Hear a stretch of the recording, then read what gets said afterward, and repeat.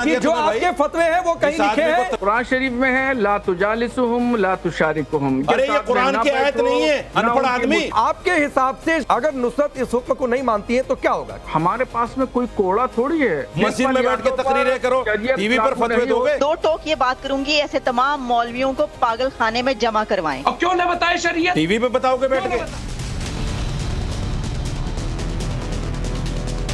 नमस्कार, times of Bharat पर आपका स्वागत है। आपके साथ मैं हूं राकेश पांडे। वक्त हो गया है देश के सबसे पसंदीदा डिबेट शो राष्ट्रवाद का। राष्ट्रवाद यानी देश से बढ़कर कुछ नहीं। और आज का सवाल की प्यार का पंचनामा वाली हीरोइन नुसरत भरूचा ने क्या महाकाल मंदिर जाकर इतनी बड़ी गलती कर दी कि उन्हें शरीयत की गिरफ्त वाले फतवे सुना दिए गए? सवाल यह भी कि नए साल से पहले फतवे पर फतवे, क्या यह कट्टरपंथी सोच नहीं है?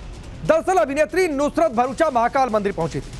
इस दौरान वो नंदी हॉल में भक्ति में लीन दिखी, भस्म आरती में हिस्सा लिया। बस यही बात मौलाना शहाबुद्दीन रजवी बरेलवी को नागवार गुजर गई। उन्होंने इसके खिलाफ फतवा सुनाते हुए नुसरत को शरीयत की गिरफ्त में बता दिया, तौबा करने और कलमा पढ़ने का हुक्म सुना दिया। यही मौलाना जी ने नए साल के जश्न को भी नाजायज बताया था। सवाल की क्या यह सोच ठीक है? इनसे पहले मौलाना कारी साहब गोरा ने बारात में लड़कियों के डांस को खुराफात करार दिया था। शादी पर कानून को आजादी के खिलाफ बताया था। सवाल की देश शरीयत से चलेगा या मौलाना जी की शरीयत वाले फतवों से चलेगा या संविधान से चलेगा? इस्लामिक मुल्क पाकिस्तान तक में महिलाएं मौलाना के फतवों को मानने से इनकार कर जश्न मना रही हैं और यहां फतवों पर फतवे। करेंगे नए साल से पहले इस कट्टरपंथी सोच पर डिबेट, लेकिन पहले इस रिपोर्ट को आप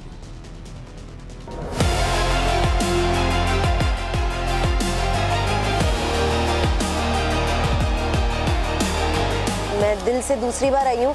मेरा मन करता है बस अब आती रहूं हर साल। और जय महाकाल।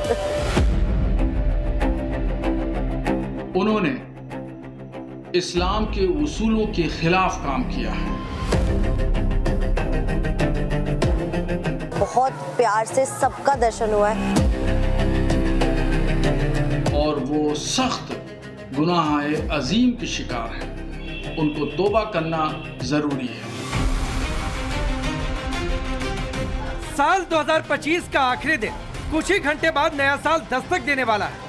पूरी दुनिया नए साल के स्वागत में जश्न की तैयारियों में जुटी है, लेकिन ये सेलिब्रेशन कुछ मौलानाओं को अच्छा नहीं लगा। किसी को जश्न खटक रहा, किसी को औरतों की आजादी, तो किसी को मुस्लिम एक्ट्रेस की आस्था।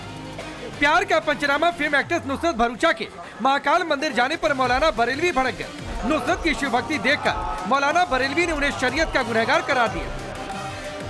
महाकाल मंदिर उज्जैन में नुसरत भरूचा ने जाकर के दर्शन किए, जल चढ़ाया और वहाँ मजहबी परंपराओं को निभाया।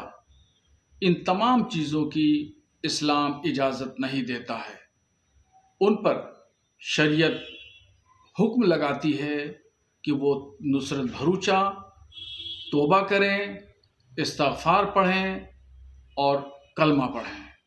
उन्होंने इस्लाम के उसूलों के खिलाफ काम किया है, इसलिए वो शरीयत की गिरफ्त में आ गई हैं और वो सख्त गुनाह अजीम के शिकार हैं।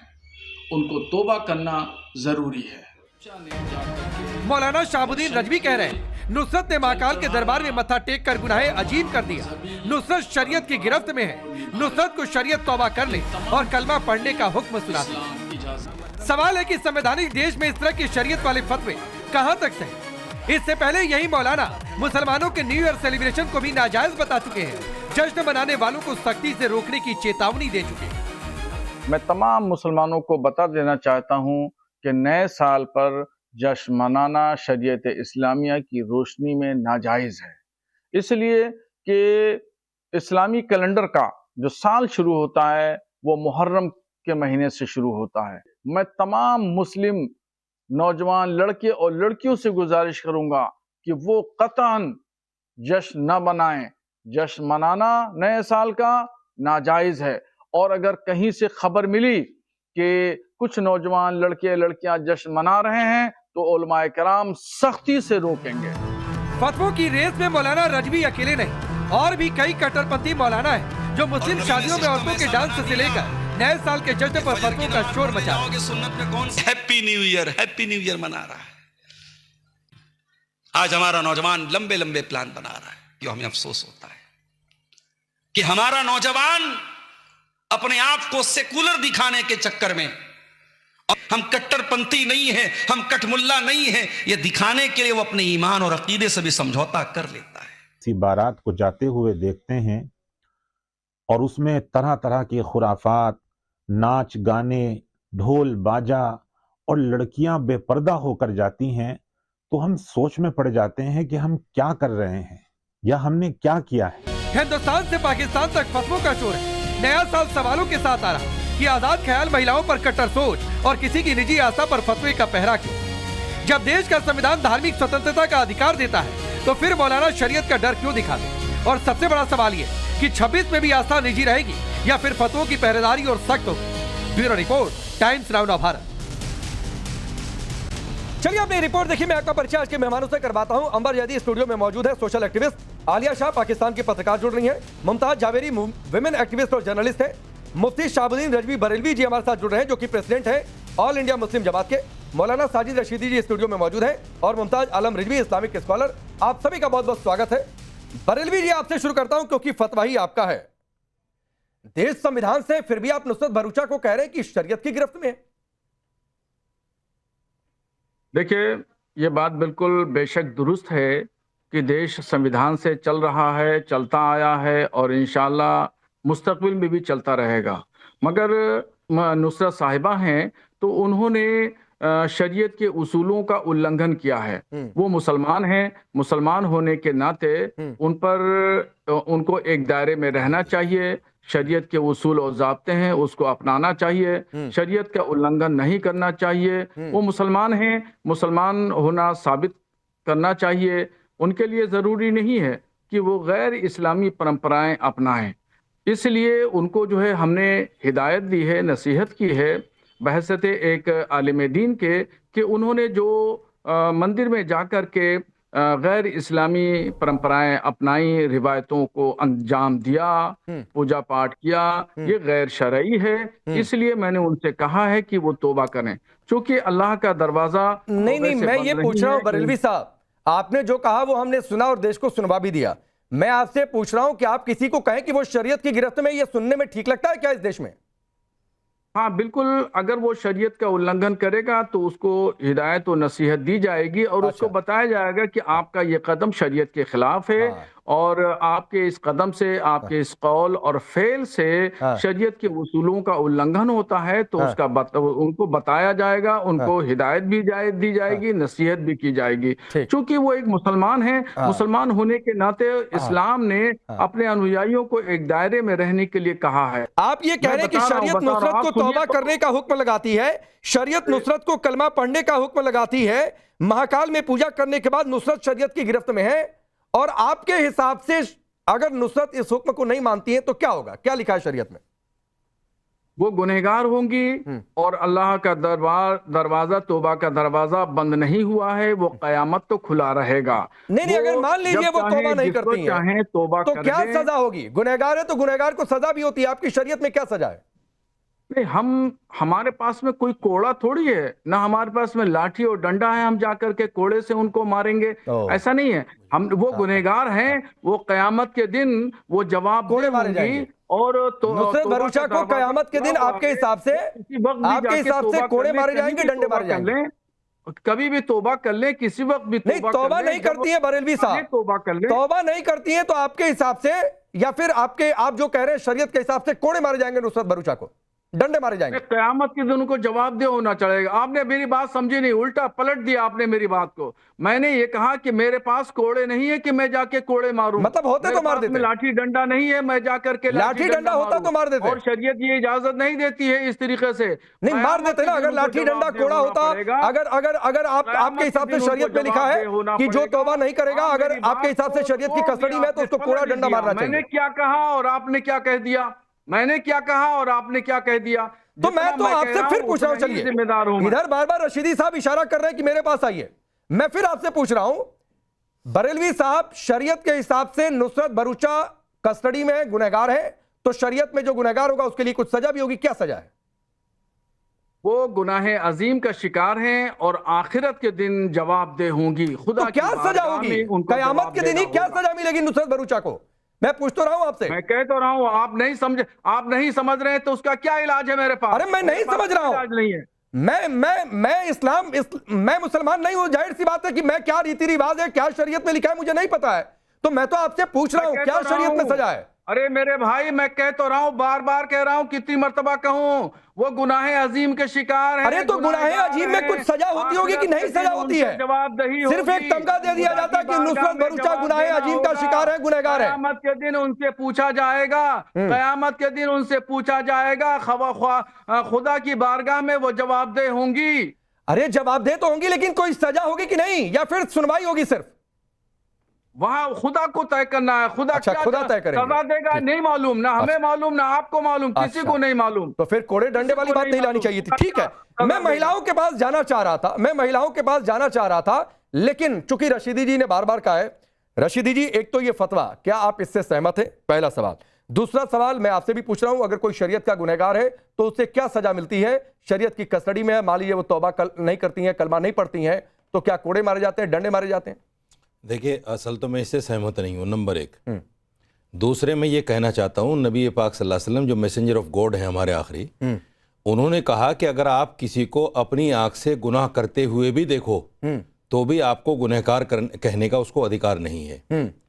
पता नहीं अल्लाह से उसका क्या ताल्लुक है, रात के अंधेरे में वो अल्लाह से क्या लो लगा ले, अल्लाह उसे माफ़ कर दे और हम उसको गुनहगार कह रहे हैं। नंबर दो, दूसरी बात, अभी इन्होंने कहा कि अल्लाह उनसे हिसाब लेगा, तो आप कौन है भाई उनको ये कहने वाले कि गुनहगार हो गए आप? आपको किसी ने अधिकार दे दिया गुनहगार कहने का? एक इंसान गुनाह कर रहा है, वो अल्लाह का बंदा है, अल्लाह की इबादत करे, गुनाह करे, ये तो बंदे का अल्लाह से ताल्लुक़ है ना, अल्लाह का बंदे से, बंदे का अल्लाह से। Who are you? संवैधानिक देश में इस तरह के फतवे देकर इस्लाम और मुसलमान को बदनाम करने का अधिकार किसने दे दिया आपको? आपको पता है किस तरह से इस्लाम और मुसलमान पर छींटेकशी हो रही है, और आप इस तरह के बेतुके फतवे दे रहे हैं, यह अधिकार किसने दिया आपको? और दूसरी बात, मैं आपसे एक सवाल करना चाहता हूं, बोलिएगा, चुप मत रहिएगा।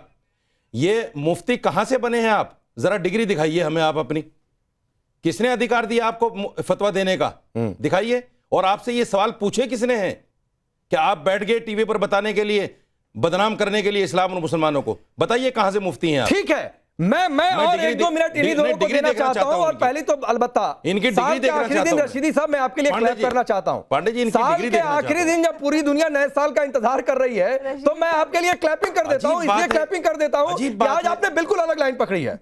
देश के सामने मौलाना साजिद रशीदी ने बिल्कुल अलग लाइन पकड़ी है। फतवे पर बरेलवी की क्लास लगा रहे हैं। बरेलवी जी बताइए क्या जवाब है? नहीं, सवाल ये है, अरे हमें जवाब देना मुश्किल हो जाता है।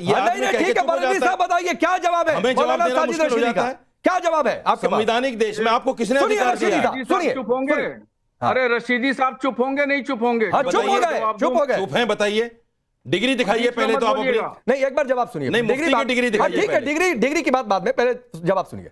देखो, जूता चप्पल खाने वाले लोग, अपराधी लोग, ये हमसे क्या डिग्री ये जवाब होता है? मांगेंगे?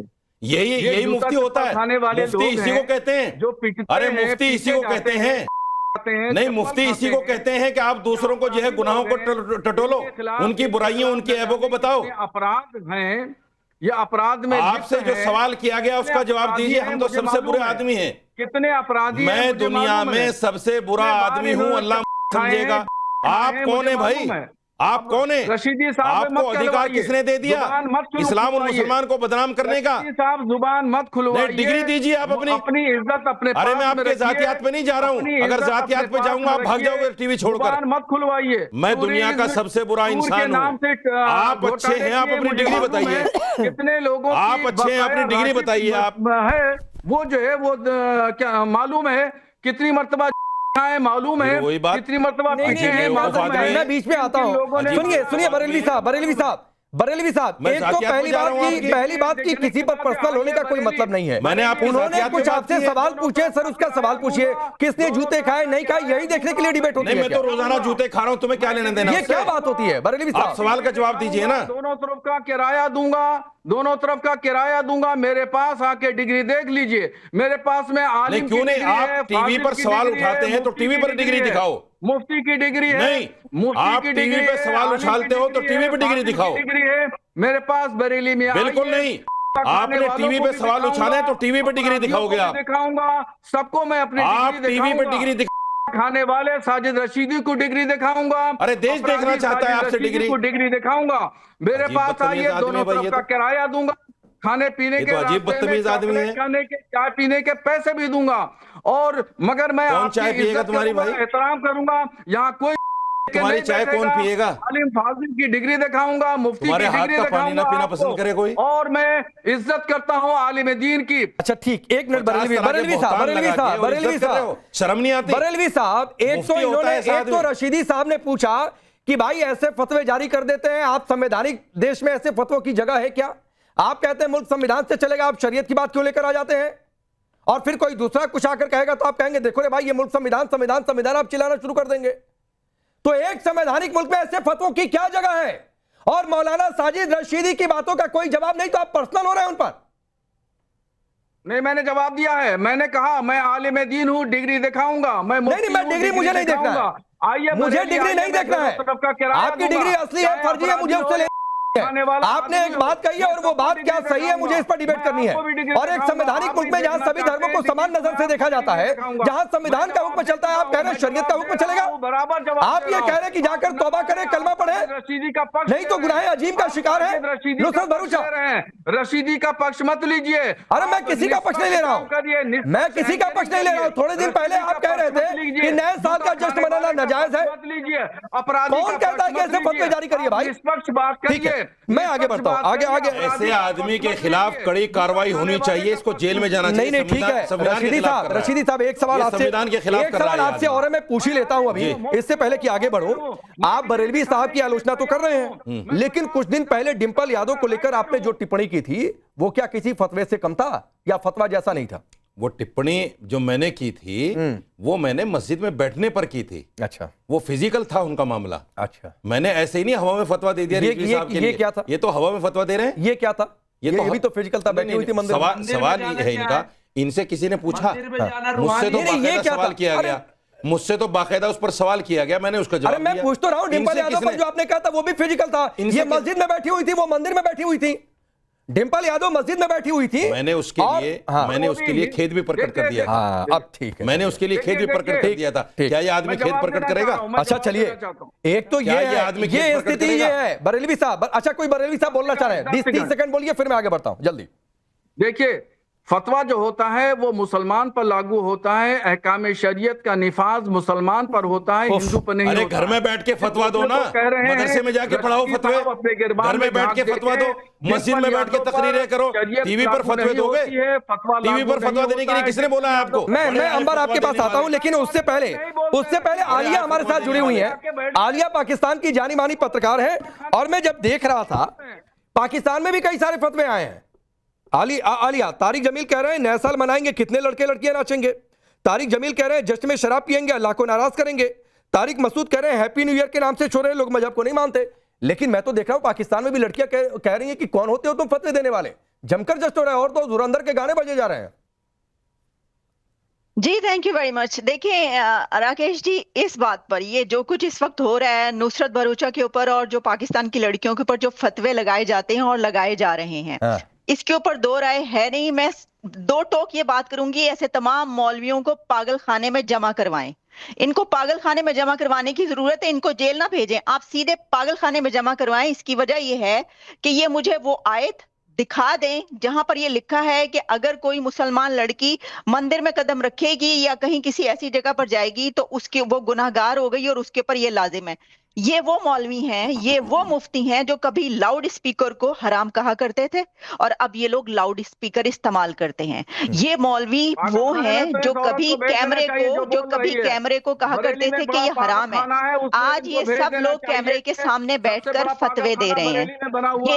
ये वो मौलवी हैं, ये वो मुफ्ती हैं जो कभी मोबाइल को हराम कहा करते थे। आज ये सब लोग मोबाइल इस्तेमाल कर रहे हैं और उसी मोबाइल को सामने रखकर अपने फतवे जारी कर रहे हैं। ये सब मौलवी जो है ना, ये डबल स्टैंडर्ड। बरेलवी साहब सुन लीजिए सर, मैं इसके बाद तुरंत आ जाऊंगा। आज आप ही मुझे लग रहा है कटघरे में रह जाएंगे जब डिबेट खत्म होगी। बरेलवी साहब 30 सेकंड सुन लीजिए आलिया को, फिर आप रिप्लाई करिएगा। मैं बारी बारी से तुरंत सबके पास जाऊंगा, ठीक है? जी जी मेरा ये कहना है, आप मुझे सुन लें। कभी आप पहले ये कहा करते थे कि लाउड स्पीकर हराम है, आज वो लाउड स्पीकर आप इस्तेमाल करके फतवे दे रहे हैं। कभी आप कहा करते थे कि कैमरा हराम है, आज वही कैमरा इस्तेमाल करके आप फतवे दे रहे हैं उसी कैमरे पे बैठ के। कभी आप कहा करते थे कि अमेरिका और यहूदियों के बनाए हुए मोबाइल हराम है, आज उसी मोबाइल को लेकर आप सबको नजर आ रहे हैं। ये क्या कर रहे हैं आप? डबल स्टैंडर्ड है आपके। जब आपके इस्तेमाल में कोई चीज आती है, आपको वो सही लगती है तो वो हलाल हो जाती है, और अगर वो आपके लिए नहीं होती, एक औरत के लिए होती है, खातून के लिए और महिला के लिए होती है, तो वो हराम हो जाती है। आप होते कौन है? ये 21वीं सदी है, 21st सेंचुरी में बैठकर आप पत्थर के जमाने की बातें करते हैं। पत्थर के जमाने के वो तमाम आप रिवाज लाना चाहते हैं जिसमें आप औरत को पत्थर मार के संसार करना चाहते हैं। इसलिए मैंने कहा कि इनको पागल खाने में जमा करवाएं। ठीक है, इनको जेल भेजने की आपकी क्या जरूरत राय नहीं है? अंबर जैदी आपकी क्या राय है? ये फतवे पर फतवे थोड़ी देर पहले बरेलवी साहब कह रहे थे नए साल का जश्न मत मनाइए, आप कह रहे हैं नुसरत भरूचा शरीयत की कस्टडी में। अल्लाह जो कहता है कि जो अल्लाह नियत को जानता है, हमारे दिलों को हाल को जानता है, तो मेरे समझ में नहीं आता। और वैसे भी हमारे इस्लाम में तो मुल्ला मौलवी का कोई कॉन्सेप्ट ही नहीं है, तो ये बिचौलिए कहाँ से आ जाते हैं अपनी मौजूदगी को दर्ज कराने के लिए? हर दूसरे दिन कोई पागलों वाली बात बोल देते टीवी पे बैठकर। यही परसों बोल रहे थे बरेलवी साहब के भाई हमें यहूदो नसारा की नकल नहीं करनी चाहिए। आज ये हर वो यहूदो नसारा की हर इन्वेंशन, हर टेक्नोलॉजी, हर चीज का इस्तेमाल करके अपनी शक्ल दूसरों तक पहुंचाते हैं और दूसरों तक जूतों को खाने वाला काम करते हैं। तो सबसे पहले मैं तो इस बात को कहती हूं कि जितने भी मौलाना है, आलिया जी ने बोला कि उनको पागल खाने में डालना चाहिए, पागल खाने में तो डाले ही, साथ ही साथ इन सब की फ्रीडम ऑफ स्पीच और एक्सप्रेशन छीन लेना चाहिए। इनके पास होना ही नहीं चाहिए अधिकार कि खुद को एक्सप्रेस कर सके, क्योंकि जब मुंह खोलते तब पागलों वाली बात करते, तब आतंकवादी वाली बात करते, तब अलगाववाद वाली बात करते। आप कौन होते हैं ये इशू करने वाले कि भाई आप महिलाओं को क्या करना चाहिए, क्या नहीं करना चाहिए? मैं आज से जब आप बोलेंगे मैं आपको फतवा दूंगी कि आपको घर में बैठकर नमाज पढ़ानी चाहिए और अपने फतवे अपने घर वालों तक रखने चाहिए। सबसे पहले फतवे अपने आप पे लागू करो। आप खुद क्यों फॉलो नहीं करते हो इस्लाम की बातें और इस्लाम को बदनाम करने के लिए टीवी पे आके बैठ जाते हैं? शर्म नहीं आती? आपको लगता है कि आप मौलाना हो, इस्लाम के पैरोकार हो? आप इस्लाम की सबसे बड़ा नुकसान कर रहे हो, सबसे बड़े गुनाहगार आप लोग इस्लाम के हो। आप लोगों से दोज़खें भरी भी होंगी, दोज़ख कम पड़ जाएगी आप लोगों से। और ये इस्लाम में खुद कहा है कि जो 14वीं सदी के मौलाना होंगे सबसे बड़े गुनाहगार होंगे। आप महिलाओं को तो डराते हो, लेकिन सबसे ज्यादा आपसे दोज़खें भरी भी होंगी। तो ये भी आप बताया करो, जब वीडियो बनाते हो तो उसमें ये भी बताया करो कि सबसे ज्यादा दोज़खें जब महिलाओं को बोलते हो कि आप भवें बनाएंगे, बाल कटाएंगी, नेल पॉलिश लगाएंगी, तो आपको दोज़ख में जाना पड़ेगा। 14वीं सदी के मौलानाओं से दोज़खें भरी होंगी। अब मैं हर दिन फतवा दूंगी। ठीक है। अब रिजवी साहब एक मिनट एक और है, आलम रिजवी साहब, अब मुझे बताइए कि दोज़ख में कौन जाएगा? दोज़ख में जाएंगे ये फतवे जारी करने वाले लोग जो कट्टरपंथी सोच जिसका विरोध तो यहां पर साजिद रशीदी जी भी आज कर रहे हैं, या फिर दोज़ख में वो लोग जाएंगे जो मंदिर में चले गए, या फिर जो इन फतवों को नहीं मान रहे? बहुत बहुत शुक्रिया। देखिए मैं सबसे पहले बता दूं बहुत ईमानदाराना, क्योंकि डिबेट बड़ी अच्छी हो रही है, तो सबसे बड़ी बात यह है और सबसे अहम बात यह है कि हमारा दीन इस्लाम जो है वो एक सेकुलर दीन है। मैं आपको बता रहा हूं सेकुलर दीन है। और सेकुलर कैसे है मैं आपको बता रहा हूं। बिस्मिल्लाहिर्रहमानिर्रहीम, लकुम दीनकुम वलिय दीन। हमारा दीन हमारे साथ, आपका दीन आपके साथ, और यही सेकुलरिज्म है, सिखाता है। और दूसरी चीज कहता है कि ला इकराहा फिद्दीन, दीन में किसी किस्म का जबर नहीं है। तो ये बहुत पढ़ी जाने वाली आयतें हैं, इसमें बहुत ज्यादा वो नहीं है। तो इसलिए हमारा दीन एक तो सेकुलर है और दीन आजादी देता है, लेकिन जिस इदारे में और जिस इंस्टीट्यूशन में हम हैं वो हमें जरूर फॉलो करना पड़ेगा। आपने पूछा कि क्या सजा है, मैं आपसे पूछता हूं नवरात्र में कोई मीट खा ले तो क्या सजा है? आप बताइए, दलित अगर वेद पढ़ ले तो उसकी क्या सजा है? कोई सजा नहीं है, वेद कोई भी पढ़ सकता है। अगर मंदिर चला जाए, ये क्या बात है? जलेबी बना रहा है नए साल में बांटने के लिए। दलित अगर बड़ी अच्छी शुरुआत की, लेकिन साथ-साथ आगे भाई सुनिए, आप बताइए मुमताज भाई सुनिए, अपनी असलियत पे आगे। अरे मुमताज भाई सुनिए, शुरुआत अच्छी की, चलते असलियत पे आगे। एक सवाल मुमताज भाई एक मिनट सुनिए तो सही, एक आदमी दूसरे इंस्टीट्यूशन में है, एक आदमी फिल्मी लाइन में है, एक्टर है, अदाकार है। नहीं रशीदी साहब, सुन तो लीजिए मैं तो इस तुलना के खिलाफ हूं। अरे नहीं, मैं तो इस तुलना के खिलाफ हूं। अरे वो अदाकारा है, अदाकारों का कोई धर्म नहीं होता। 30 सेकंड और देता हूं, 1 मिनट, उसके बाद मैं झावेरी मैडम के पास जाऊंगा। अंबर होल्ड ऑन। नहीं सुनिए, एक तो अलबत्ता मैं आपकी इस तुलना से बिल्कुल सहमत नहीं हूं कि आप एक धर्म की तुलना आप कहें कि मान लीजिए कि आप इस्लामी मुसलमान हैं और मान लीजिए कि आप डी ये कौन सी तुलना है भाई? जहां धर्म की बात धर्म तक रहने दीजिए, डीयू की बात डीयू तक रहने दीजिए। आप एक लाइन में बताइए, आप एक धर्म कुछ भी नहीं है। नहीं, एक मिनट, रिजवी साहब मार रहे हो भाई। एक तो बरेलवी साहब का फतवा क्या आपकी नजर में ठीक है, पहली बात, और अगर ठीक है या तो आप विरोध कर दीजिए रशीदी साहब की तरफ, और अगर ठीक है और शरीयत की कस्टडी में है, गुनाह अजीम का शिकार है, तो क्या सजा मिलेगी मुझे बता दीजिए। क्या कहती है वो हम भी जानते हैं, लेकिन सवाल ये है कि उन लोगों पर जो नास्तिक है, जो नहीं मानते, आप उनको कैसे मनवा लेंगे डंडा लेकर? एक मिनट प्लीज, संविधानिक देश में। रशीदी साहब अंबर अभी सिर्फ 30 सेकंड रिजवी साहब बोलेंगे। नहीं बताएगा शरीयत, और क्यों ना बताए शरीयत? टीवी पे बताओगे बैठ के? बताइए आप टीवी पे बताओगे बैठ के, जब लोग गालियां दे रहे हैं? वो तो बताएगा ना। आप देखिए कितनी गालियां पड़ेंगी। करे न करे ये उसकी जिम्मेदारी। अरे तो छोड़ दो ना, जो आपसे पूछे उसको बताओ, जो आपसे पूछे उसको बताओ। नहीं, मैं ये जानना चाहता हूं, फतवा बगैर मांगे नहीं दिया जाता। रशीदी साहब, फतवा बगैर मांगे दिया ही नहीं जाता। इनसे पूछो किसने मांगा फतवा। एक minute, PhD degree holder Rizvi साहब से मैं एक चीज जानना चाहता हूं। फतवे का मतलब ही आप नहीं समझे। इसका मतलब फतवे का मतलब है जब कोई आपसे फतवा मांगे, हाँ ठीक है, इनसे पूछो किसने मांगा है फतवा। ठीक है, मैं इस पर पूछो इनसे किसने मांगा है फतवा। मैं एक मिनट जबरदस्ती फतवा थोड़ा दिया जाता है। रशीदी साहब रुक जाइए, आज आप अकेले सब पर भारी पड़ेंगे, मुझे पता है। रिजवी साहब, अरे रिजवी जी मेरा सवाल सुनिए सर। मुमताज भाई, रिजवी एक minute please, Rashidi please hold on please. Rizvi ji अरे सुनिए, अभी मुझे सिर्फ और रिजवी को रखिए, मुझे और सिर्फ रिजवी को रखिए। मैं रिजवी जी आपसे एक चीज जानना चाहता हूं, आपने डिग्रियां क्या ली मुझे उससे लेना देना नहीं है। आप मान रहे हैं कि बरेलवी साहब का फतवा ठीक है। अब मुझे आपसे एक चीज जानना है कि मान लीजिए नुसरत भरूचा तौबा नहीं करती हैं, कलमा नहीं पढ़ती हैं, मान लीजिए कई सारे मुसलमान जाकर नए साल का जश्न मनाएं, बारात में डांस कर लें, सब शरीयत के हिसाब से गुनहगार हैं, ऐसे लोगों को क्या सजा मिलती है? मैंने आपको बताया ना, मैंने आपको बताया कि दीन इस्लाम वो है। मैं आपको बहुत आसान समझा दूं, मूर्ति पूजा हराम है। साजिद साहब मानते हो? नहीं, मुझे ये जानना है, अगर या तो कह दीजिए शरीयत के हिसाब से गुनाह नहीं है। अरे मैं दूध नहीं सर, ये किसी धर्म की क्लास नहीं है। नहीं एक मिनट रशीदी जी, नहीं ये मुफ्ती पूजा है कि नहीं है, मुझे इस पर डिबेट नहीं करनी है। मैं सिर्फ जानना हूं कि अगर ये सब कुछ शरीयत में गुनाह है तो इसकी सजा क्या है? मैं बता रहा हूं। अरे हराम किसके लिए है मेरे भाई?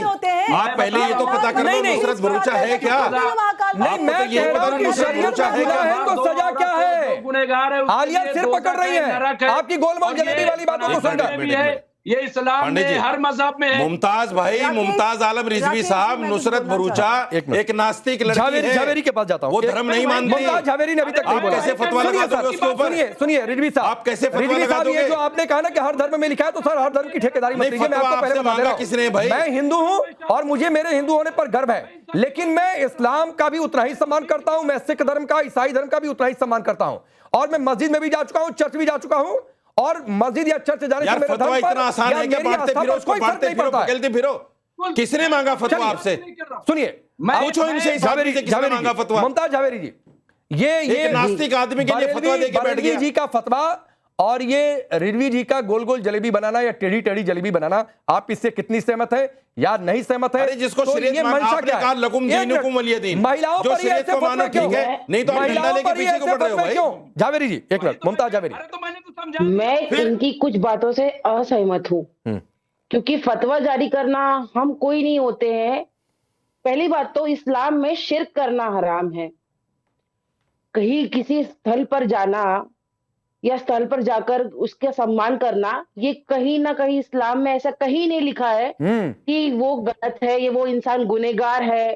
हाँ, आप किसी चीज को अल्लाह के बराबर रख रहे हो, ये आप शिर्क, जिसे एक शिर्क कहते हैं, शिर्क कर रहे हैं, तो हम कोई नहीं होते। इसकी सजा देने वाला ऊपर वाला है, इसकी सजा ऊपर वाला देने वाला है। हम कोई नहीं होते किसी चीज के लिए बोलने वाले।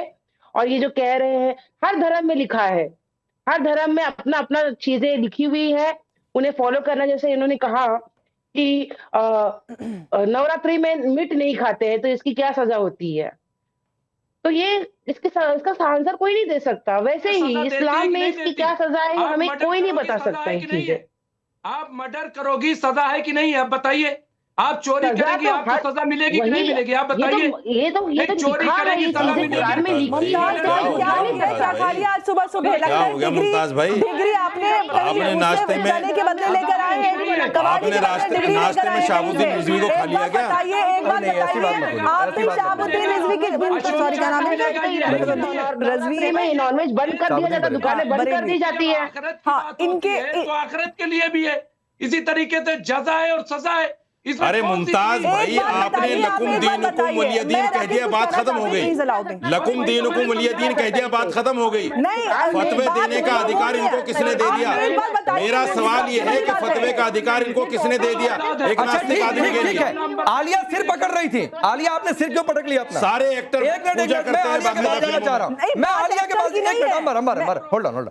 किसके लिए फतवा दोगे भाई? उसके बाद अंबर आऊंगा। आलिया जी, मैंने सर इसलिए पकड़ा था कि मैं तो इस बात पर हैरान हूं कि ऐसे दिमाग आपके मुल्क में मौजूद हैं, आपके कंट्री में ऐसे लोग, ऐसे मुफ्ती हैं, ऐसे जोहला हैं, इसके बावजूद आपका कंट्री इतनी तरक्की कर गया। बड़ी बात है भाई, hats off to you really.